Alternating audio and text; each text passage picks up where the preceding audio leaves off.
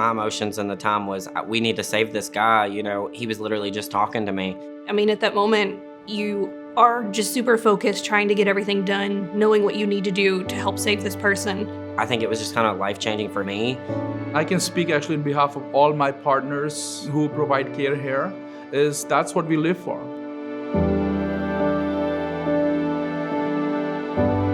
May 5th, 2024, I got up that morning and there's a Christian school right next door to my house, and I do a lot of work and volunteering over there. And when I got there, one of the water fountains in the cafeteria had sprung a leak over the night, and after we finished cleaning up, they went and got breakfast for everyone that had helped. And I went upstairs to get some of the high school kids that had helped to bring them down to eat. And so I go to the classroom and I reach up to knock on the door. And when I reach up to knock on the door, it's just like you hit a light switch like that all of a sudden I'm instantly sick to my stomach like I've never been sick before. And so I go into a side room that's empty, kind of hug a trash can for a minute, and I just keep feeling worse. And so I get on my phone and I call my wife and said, "You got to come get me, I'm sick." One of the students helps me down the stairs and we get in the truck and I'm like, "Take me to the hospital." About 3/4 of the way here, I realize I'm having a heart attack at that point.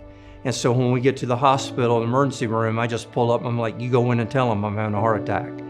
And so instantly I have nurses come out, they roll me in, they immediately roll me back into the emergency room.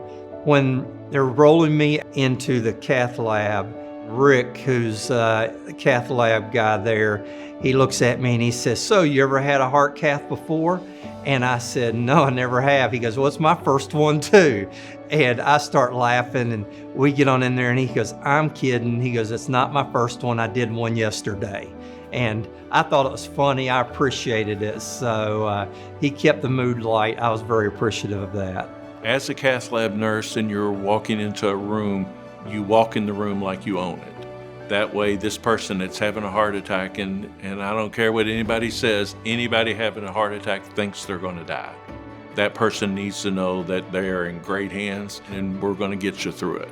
If the care is not provided adequate and timely manner, it has high mortality. That means the chance of survival is low. Obviously, it was fortunate enough, we had our interventional cardiologist available 24/7 on call when he presented. He was quite sick, and he had, out of the 3 heart artery blockages, one of the artery was 100% blocked, and the other 2 were 80% blocked. What my cardiologist was saying is, you're going to go home in a couple days.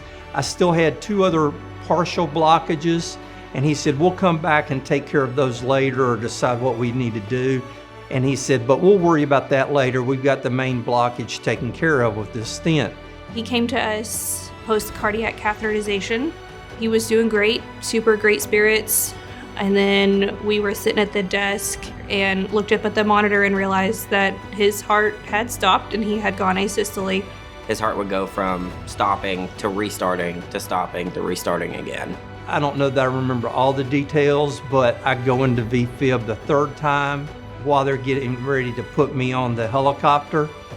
And finally I come to a little bit more and there's this nurse on top of me just beating the heck out of me, And I look up at her and I'm like, "What are you doing?"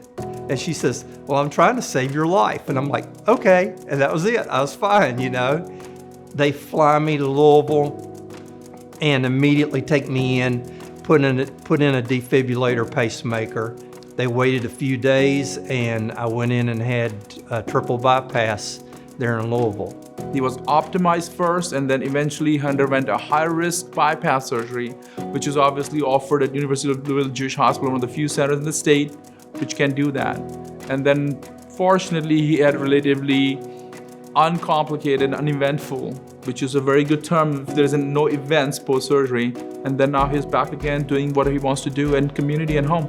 I feel like if I had not been able to come to a hospital that was close to me, it's 15 minutes away, that if I'd had to go to Lexington or Louisville, I'm not sure that I'd be here today. It's a lot of relief knowing that you take part in helping take care of somebody and help successfully get them to the next chapter of their life. I credit Frankfort and Louisville both in saving my life. It's because of their interaction and their intervention that I'm here today. That is the best kind of reward and response that we can get. That is why we are in the cardiology business.